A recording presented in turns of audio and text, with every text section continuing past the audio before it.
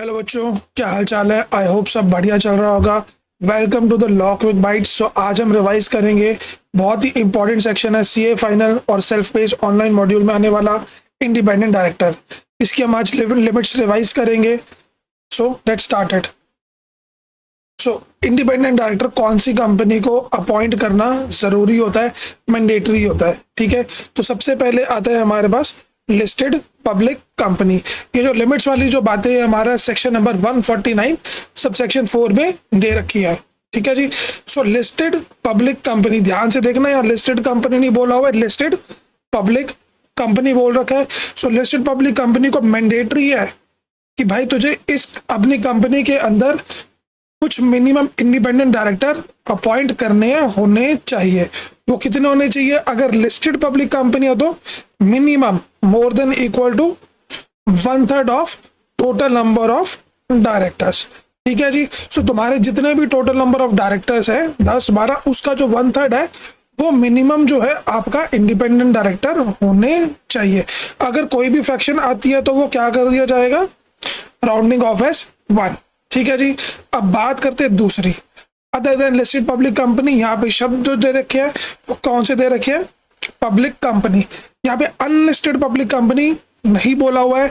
यहाँ क्या बोला गया है कि वो पब्लिक कंपनी या तो जिसकी पेड अप शेयर कैपिटल कितनी है, more than equal to 10 crore, या फिर उसका लोन बोरोइंग डिपॉजिट कितना है, मोर देन 50 CR, या फिर उसका टर्नओवर कितना है, more than equal to 100 CR।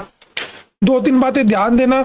यहाँ पे जो है हमारा जो लोन बोरोइंग डिपॉजिट वाली बात है वहां पे खाली क्या है? मोर देन इक्वल टू नहीं है। बाकी दो के अंदर जो है हमारा मोर देन इक्वल टू है। ठीक है जी। लॉ के अंदर हमारी जो लिमिट्स और कंडीशन होती है 3 ही होती है 90%, जिसमें सबसे कम पेड अप शेयर कैपिटल, सबसे ज्यादा टर्नओवर का अमाउंट होता है और बीच में लोन बोरोइंग डिपॉजिट्स आता है। ठीक है। जितनी भी लिमिट्स होती है हमारी वो सारी करोड़ में होती है। ठीक है। और जितनी भी हमारी पेनल्टीज होती है वो सारी हमारी 1000 lakhs में आ जाती है। ठीक है जी। सो ये जो है इसके ऊपर आपसे क्वेश्चन पूछा जा सकता है। ध्यान से देखना, यहाँ पे लिस्टेड पब्लिक कंपनी बोला हुआ है और यहाँ पे ओनली पब्लिक कंपनी जो इस क्राइटेरिया को फुलफिल कर दे उसको इंडिपेंडेंट डायरेक्टर अपॉइंट करना है। बच कौन सी गई? Private company. तो ये चीज उस पर नहीं लगती है ना। पब्लिक कंपनी जो इन तीनों में से कोई भी कंडीशन फुलफिल कर दे उसको इंडिपेंडेंट डायरेक्टर अपॉइंट करना है।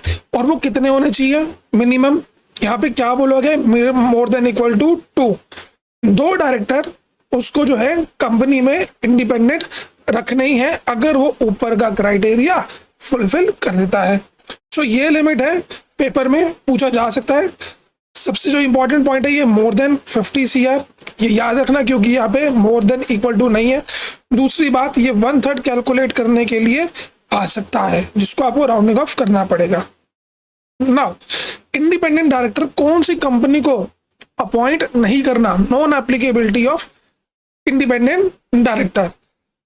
ध्यान से देखना, दो नॉन एप्लीकेबिलिटी प्राइवेट कंपनी तो ऊपर आ चुकी है जो हमने बात कर ली है। ये बात करता है कि वो अनलिस्टेड पब्लिक कंपनी। ठीक है, कौन सी कंपनी? वो अनलिस्टेड पब्लिक कंपनी जो कौन सी फॉर्म में है? जो या तो जॉइंट वेंचर की फॉर्म में है, या वो किसी की होल्डी ओन सब्सिडरी है, या तो वो गवर्नमेंट कंपनी की फॉर्म में है, या तो जॉइंट वेंचर की फॉर्म में, या होल्डी ओन सब्सिडरी की फॉर्म में, या फिर गवर्नमेंट कंपनी की फॉर्म में। तो तुम्हें इंडिपेंडेंट डायरेक्टर अपॉइंट नहीं करना है। और कौन सी कंपनी को अपॉइंट नहीं करना है इंडिपेंडेंट डायरेक्टर? तब जब company ceases to fulfil prescribed criteria. जो अभी हमने जो लिमिट्स भरी इसको कहते हैं प्रेस्क्राइब क्राइटेरिया, 10, 50, 100। अगर वो 3 कंसेक्यूटिव फाइनेंशियल ईयर्स तक इस क्राइटेरिया को फुलफिल नहीं करता है तो चौथे साल भाई तुम्हें इंडिपेंडेंट डायरेक्टर अपॉइंट नहीं करना है। ठीक है जी। मतलब इंडिपेंडेंट डायरेक्टर का सेक्शन मुझ पे लगा हुआ है, उसके बाद साल चढ़ा, उस टाइम पे तीनों कंडीशन में से कोई भी फुलफिल नहीं करी। दूसरा साल चढ़ा, कोई भी फुलफिल नहीं करी, तीनों में से कोई भी फुलफिल नहीं करी। तीसरा चढ़ा, कोई भी कंडीशन फुलफिल नहीं करी तीनों में से, तो चौथे साल से आपको इंडिपेंडेंट डायरेक्टर अपॉइंट नहीं करना है। ठीक है जी, तो ये दोनों अनएप्लीकेबिलिटी थी। प्राइवेट कंपनी के बारे में भी बात कर चुके हैं। ठीक है जी, और वो पब्लिक कंपनी पे भी नहीं लगता जो इस क्राइटेरिया को फुलफिल नहीं करता, उसको भी अपॉइंट नहीं करना है। नाउ ये मोस्ट इंपॉर्टेंट टॉपिक है कैजुअल वैकेंसी का इंडिपेंडेंट डायरेक्टर के केस के अंदर, जो हमारा वुमेन डायरेक्टर से मैच करता है। सबसे पहली बात जो ध्यान देने वाली है, लेटर शब्द। ठीक है जी, लेटर शब्द का यहाँ पे यूज करा गया है। मतलब अगर इंडिपेंडेंट डायरेक्टर की कैजुअल वैकेंसी हो जाती है तो कितने टाइम में जो है फिलअप हो जानी चाहिए। लेटर ऑफ दो चीजें आएंगी, पहला क्या आएगा, उसके बाद जिस टाइम भी कैजुअल वैकेंसी हुई है उस टाइम के बाद जो भी नेक्स्ट बोर्ड मीटिंग आ रही है इमीडिएटली, या तो वो नेक्स्ट बोर्ड मीटिंग में, या फिर 3 महीने का time, whichever is later, ज्यादा से ज्यादा इतने टाइम में आपका इंडिपेंडेंट डायरेक्टर की कैजुअल वैकेंसी फुलफिल हो जानी चाहिए। तो क्वेश्चन आपका आ सकता है किस पे, लेटर शब्द पे। और लॉ के अंदर ये विच एवर इज लेटर वाली बात कहाँ यूज होती है हमारी, सेक्शन नंबर 168 के अंदर, रेजिग्नेशन ऑफ डायरेक्टर। उसको हम बाद में डिस्कस करेंगे। ठीक है जी, बाकी और भी इसके अंदर चीजें आती हैं, वो आपको एक बार रीड करना पड़ेगा। ये लिमिट्स मुझे इंपॉर्टेंट लगी, जो मैं चाहता था आपको ये रिवाइज करनी चाहिए। ठीक है जी, बाकी कोई भी प्रोविजन में आपको याद करने में दिक्कत होती है, चाहे वो लिमिट्स हो, एग्जाम्पशंस हो, नॉन एप्लीकेबिलिटी हो, पेनल्टी हो, कोई भी चीज हो, 149 से 455 प्लस आईबीसी, फेमा, जो भी आपका स्पॉम या फाइनल के कोर्स में आ रहा है, मैं कॉन्सेप्ट को आपको याद करवा दूंगा, रटवा दूंगा मात्र 25 दिनों में। वो मेरी हेडेक है, वो कैसे याद करवाना है।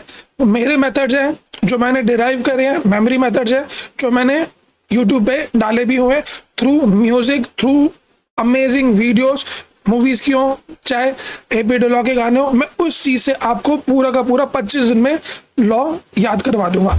ठीक है जी, बाकी कोई भी दिक्कत आती है आप मेरे को व्हाट्सएप भी कर सकते हैं, कमेंट बॉक्स में लिख सकते हैं। मिलते हैं जल्दी नेक्स्ट वीडियो में। All the best.